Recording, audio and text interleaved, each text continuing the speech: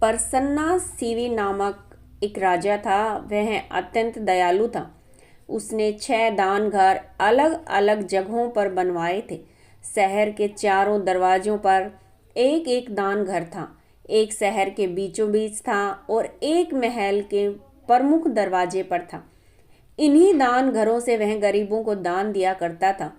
पूर्णिमा का दिन था।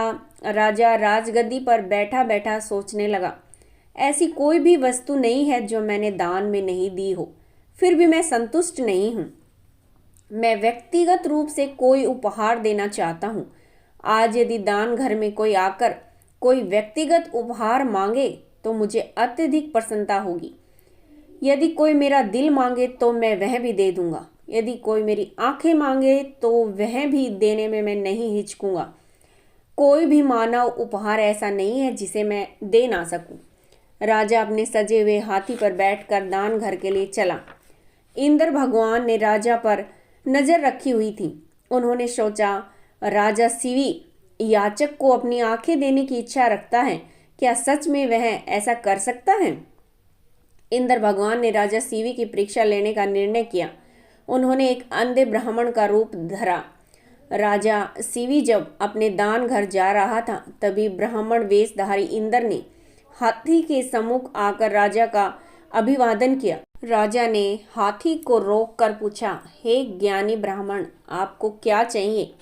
ब्राह्मण ने उत्तर दिया, महाराज, आपके दान की महिमा संपूर्ण विश्व में फैली हुई है। मैं अंधा हूँ। मैं आपसे एक आंख दान में देने की याचना करता हूँ, जिससे हम दोनों कम से कम एक आंख से संसार देख सकें। राजा को हार्दिक प्रसन्नता हुई। उसने अपने मन में सोचा, अपने महल में बैठा हुआ मैं यही तो चाह रहा था। आज मेरी इच्छा पूर्ण हो गई। आज मैं ऐसा उपहार दूंगा जो मैंने पहले कभी नहीं दिया है। राजा ने ब्राह्मण से कहा, हे ब्राह्मण, यह तो मेरे लिए सम्मान की बात है। एक आंख क्यों, मैं अपनी दोनों आंखें दे सकता हूँ। राजा ने राजवैद्य को बुलाया और कहा, यह दान न तो मैं पुत्र, धन, यश, प्रभुत्व या राज्य के लिए करता हूँ। मैं जैसा आपसे कहूँ आप वैसा ही करें। मेरी एक आंख को निकालकर कृपया इस अंधे ब्राह्मण को दे दें। राजा की बात सुनकर राजवैद्य को बहुत झटका लगा। उन्होंने राजा से कहा, महाराज, नेत्रदान कोई मामूली बात नहीं है।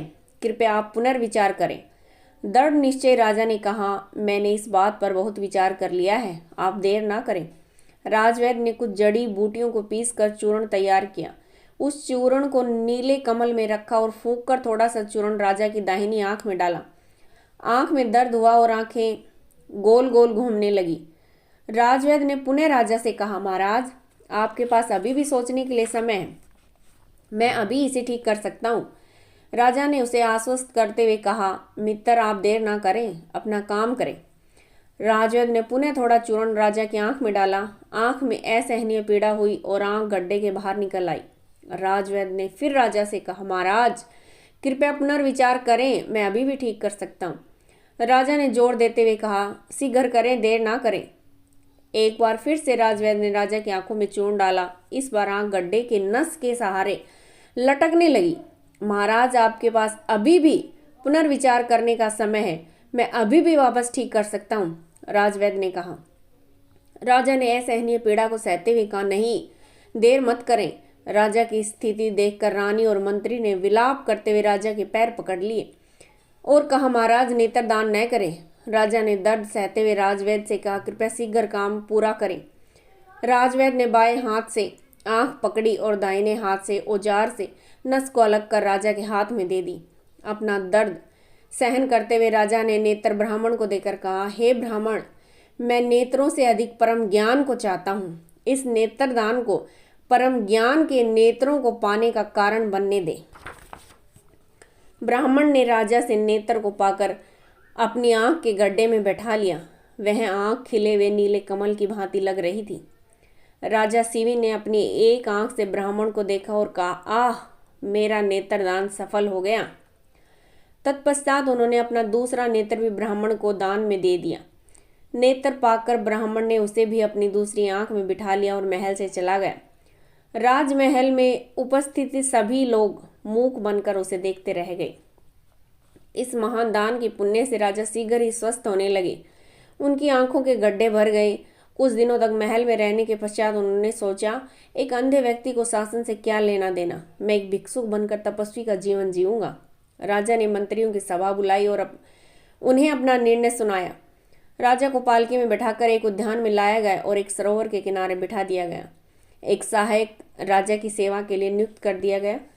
राजा ध्यान मगन होकर बैठ गए और अपने दान के विषय में विचार करने लगे।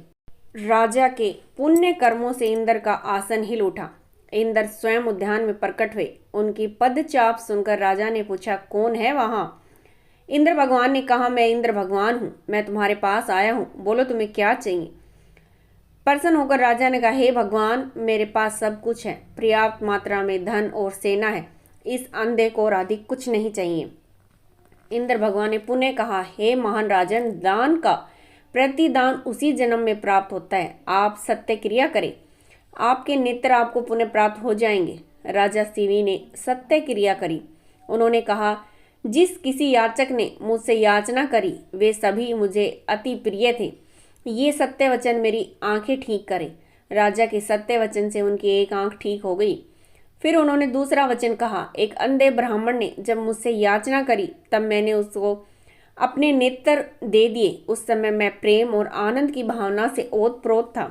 यह सत्य वचन मेरी दूसरी आंख ठीक करे।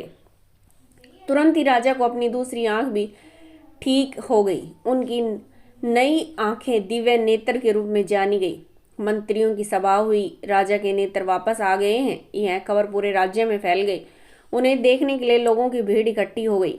महल के प्रमुख द्वार पर विशाल सामियाना लगाया गया।